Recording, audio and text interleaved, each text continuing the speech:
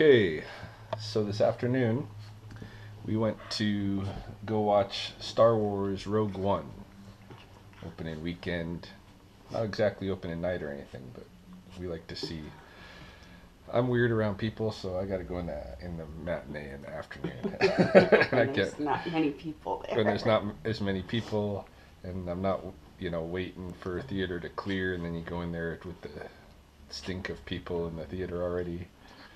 I don't know. I got issues, but it's beside the case. All right, so we wanted to tape a little response to Rogue One and a little bit of a review, and of course, this got to be a spoiler alert because I don't think we can talk about the movie without talking about some of the content.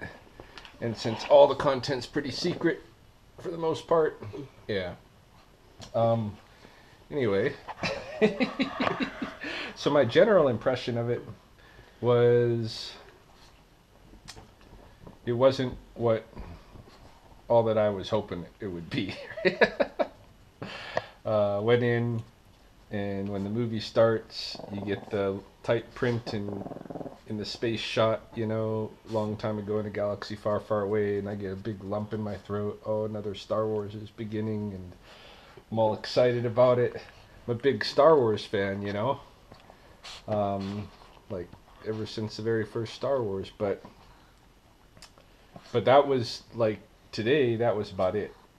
After the after you see the words disappear, um, then it ceased to be very Star Wars ish for me. It didn't seem to have that flavor. Not like the Force Awakens really felt to me like a Star Wars movie, and this one it felt to me like a space action movie with a little bit of Star Wars garnishing in there. I mean, you had the technology, you had the vehicles, um, you had a lot of the same kind of species of characters and stuff like that.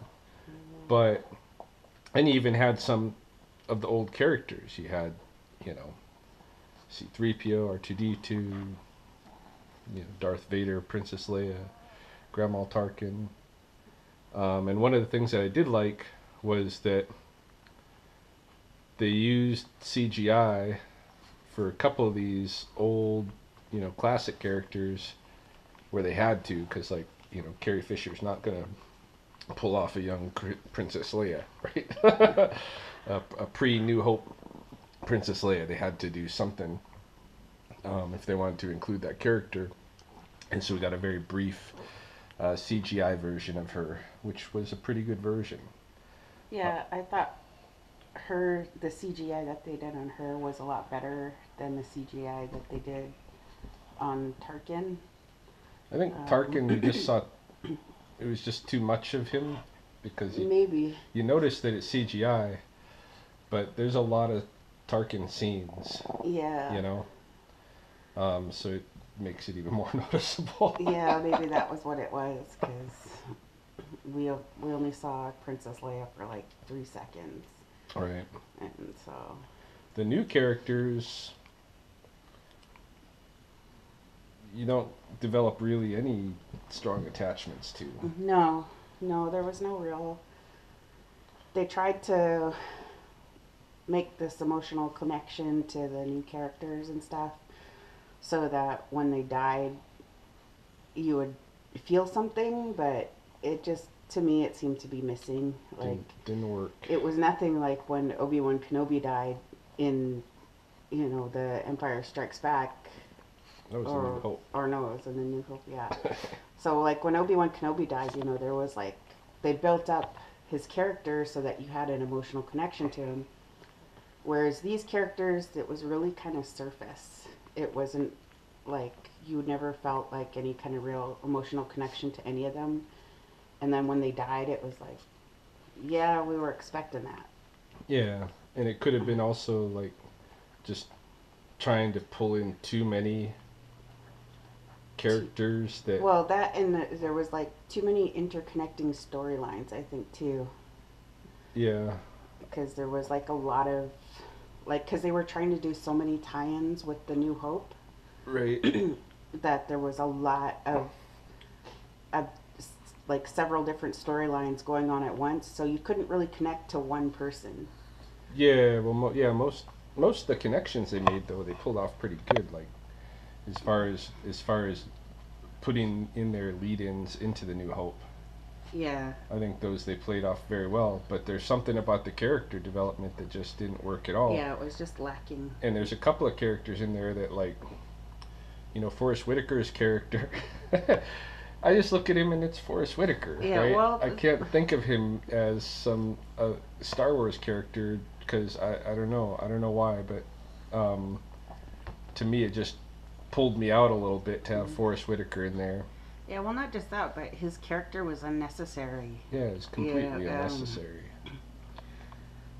The whole thing was that his character got a message, and they spend like half the movie trying to get to him to get the message, but you get no build up to him, and then they have this like dramatic death scene for him, but it was like, well, he was really unnecessary to the movie because they could have done something else Yeah. and moved the movie along better without him. Yep.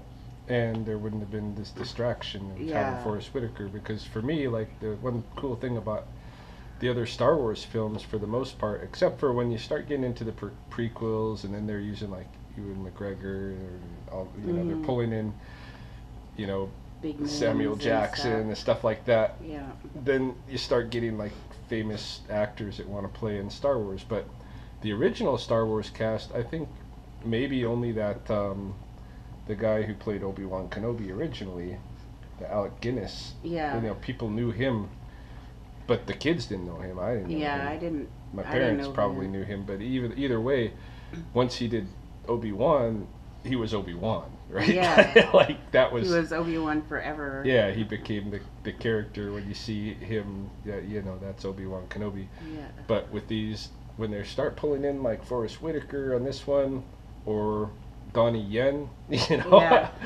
He was so out of place in the movie. Like, all I saw was Ip Man. And yeah, it was. There's It Man. Yeah. And he's a kung fu master. Again. Yeah, like, the guy is just so typecast as a kung fu master that, like, I think he could make some better movies, but he's just so typecast now. Well, he plays he those doesn't roles have- really well, and that's what he's known for. I Yeah, mean, but he doesn't, he can't step out of that now because of it, though. Yeah. Like, he could, make some really good dramatic movies. He could make some really good. I think in China he might get some other roles and stuff, but he does play a lot of those kung fu master roles, and that's fine. And I know he makes a lot of good living doing that. Yeah, I'm but sure, but he doesn't belong in Star Wars. No. Star Wars is not kung fu theater. No. We have Jedis, and that's what Jedis are for. But when you start pulling in the blind master with the stick, Yeah, and he's not a Jedi. He's just a blind guy that knows kung fu. yeah, he wants to And- be with the Force. Hey, get off of Yeah. me! Yeah. Fizz King. Sorry, my dog was trying to hump my arm. Because he loves you. Yeah. So he was another one that his character was another one that kind of pulls you. It just didn't Yeah. seem like you were in a He Star didn't Wars fit. movie. Yeah, it He didn't didn't fit. fit in his Yeah. in his partner. He's got like a buddy, and his buddy really didn't fit either. No, he looked like he belonged in like Samoa or something. Yeah, he just He didn't- Well, I care less about his Well, no, like that's ethnicity or whatever. But no. Like, I'm saying, like that's where he looked like he belonged. He didn't look like he belonged in a Star Cruiser yeah. or in a space movie in general. He looked like Yeah, he should it have was- been in like a surfer movie or something. It was weird. It was kind of like a Ocean's 11 kind of gather these different characters. Yeah. that kind of don't go together. they don't go together, and they don't belong in the Star Wars world. And they didn't have You know? really good chemistry either No, on screen. and they didn't, so and they all die. It's like Shakespearean. They go yeah, to the of place. course. And they do like a big suicide mission at the end, and it's awesome like for for a space action flick, it's really cool stuff, but for it's not Star Wars flavor. Yeah, you and know? yet, and you don't feel anything for them when they all die. You're like, Yeah, you're like, all you right, knew that they were gonna die. he died. Yeah, yep, Yeah, big deal. yeah. It was disappointing that way. It was.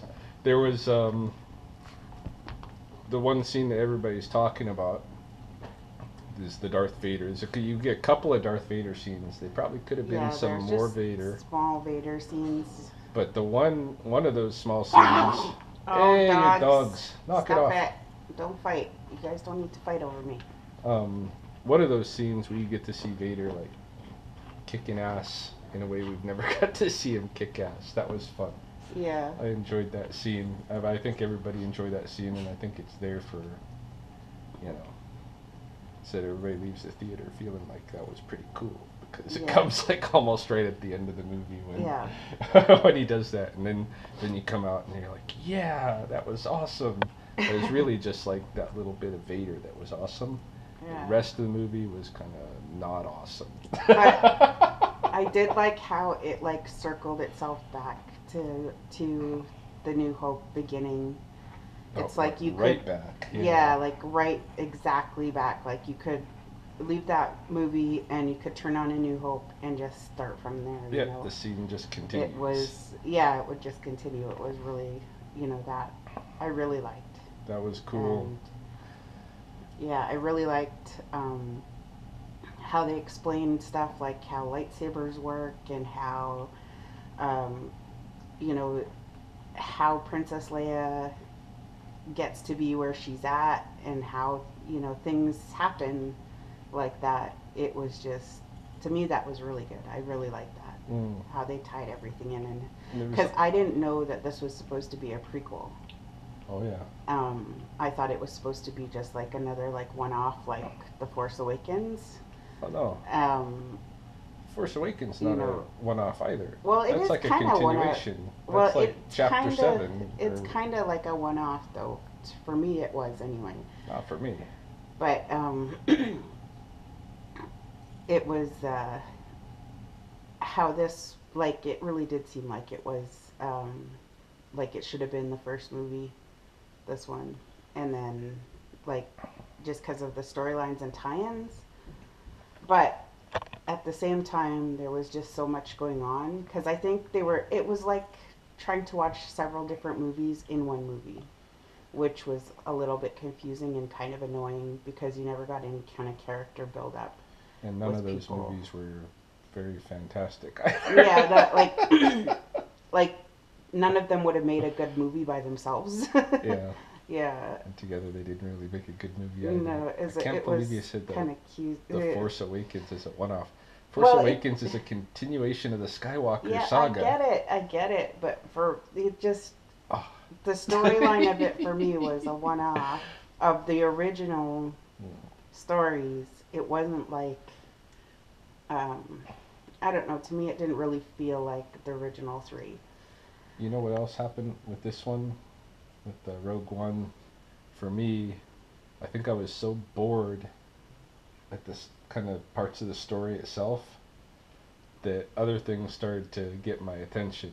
So I noticed something that has probably been in every Star Wars that I didn't notice before, which is whenever there's like battle scenes in space with the big like Imperial destroyers and all these things and all these other ships and stuff, somehow in space there's a light source shining on all of these.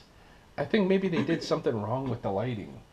Yeah, with their models and stuff, because it draws your attention to the fact that where's this light source coming from? Exactly. That illuminates all of these vessels and stuff. Yeah, like you know that they're just like out randomly in space. They're not close to any stars or planets.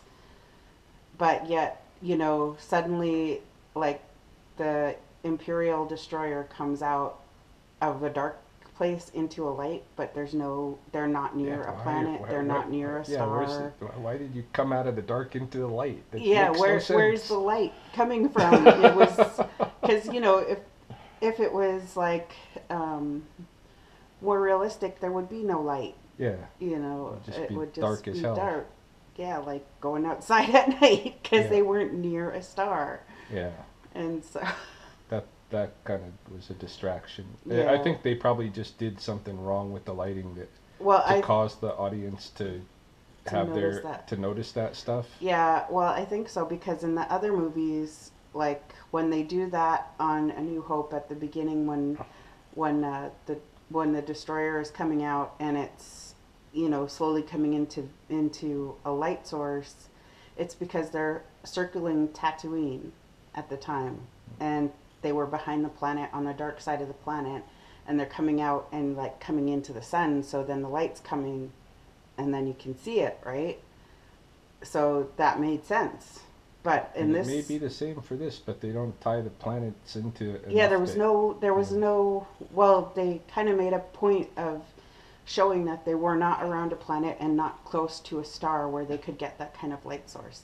Mm, So it was ridiculous for it to come out of the dark and then suddenly be in the light in the middle of space where they're not close to anything. yeah.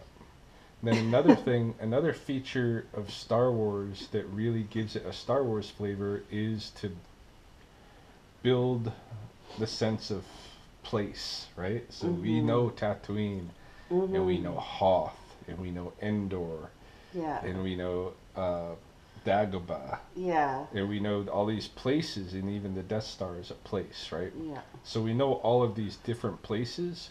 This movie had a shitload of new places, but no develop. It's like the lack of character development Yeah, for exactly. places, So because they introduced a bunch of places. I don't remember any of them. within like within like a 10-minute span, they went to like 5 or 6 different planets Yeah, to tell different storylines. and it's like That the X Files or something. When they go to the planet, the little planet name goes. It's yeah, typed up. yeah, and then it disappears, and you're like, okay, where are we? Yeah, And it's and none of them are memorable places. yeah, Like of course, the big final battle scene takes place on this like Florida looking beach set or something, yeah, but or Jamaica or wherever the heck they are with palm trees and sand and stuff. But it doesn't like you don't develop any emotional connection to the mm, place, and that's the most memorable place of all the places in this movie. All the other places I don't remember. yeah. I don't remember any of their names. There were so many different planets that they Yeah, introduced. and they like to throw And pyramids in there, so I noticed that. yeah, I noticed that too. That there I'm was thinking like somebody down in South America knows that pyramid. They're like, that's whatever, right? yeah, exactly. Whatever town. So I don't know, but yeah, the place development and character development weren't there. No. There won't be any special play sets for such and well, they might be special play sets for such and such a place, but they don't like the development wasn't there. Yeah, so it made the places unmemorable. Yeah, which is very un-Star Wars-ish. Yeah, yeah, Um, even the new prequel Star Wars is at least we got like Naboo and Coruscant and these like yeah. they spent time giving us places. This one didn't give us No, memorable places. no, it was just, I think there was just too much going on at once. And, there was characters that were like extra characters that they could have cut out, like Forrest Whitaker, Yeah, and made the movie better and more cohesive than it was. Because it was just like watching scrambled eggs in a way, yeah, and in some places it was kind of hard to follow because you didn't know where they were or what they were going to do or why they were going to do it. It was just yeah, happening. yeah. So this is the first Star Wars movie I think that I'm not gonna see twice in a theater. I'll probably see this, again sometime. Probably watch it on TV or something at some point. Yeah, when it goes on Netflix or something. It is a Star Wars film or whatever, Yeah. but it's not like Well, I don't know if I'm gonna watch it again because I mean I still haven't watched The Force Awakens and it's been on Netflix like several months now. I just don't have an interest in watching it. yeah, but we went to see that one twice in the theater. Yeah, we did. So, and generally with the Star Wars movies we do that. Like they're good enough to Yeah, see. I'm actually more excited to see Guardians of the Galaxy 2 than I am to go watch this again. So Yeah. I hope Disney does something to change this, because this is not a good direction for Star Wars. No. I'm not impressed. Not impressed. They need to give it that Star Wars flavor back. And No, it was just too scattered. Yeah. That's the thing. You know, there's so many things that could have made it better if they would have cut out characters and made the storylines more, you know, running together instead of there's 10 different storylines going on. You know, it made it confusing to watch, and just kind of at the same time in some parts too boring because there was just too much talking. yeah. It's like they were trying too hard to make you have feelings for certain characters that they didn't spend the time to actually develop. Yeah. And so it was choppy and disappointing. So there you have it. That's our review. Much better than the last one. It's a Star Wars film, so you gotta go see it. Yeah. But yeah, we did do it. We did tape a review earlier, but the dogs were all over us, so it turned out we had to toss that one. There's such a distraction. There was a bunch of stuff I wanted to say that I skipped, but this one got it. Yeah. All right, there we have it. Bye.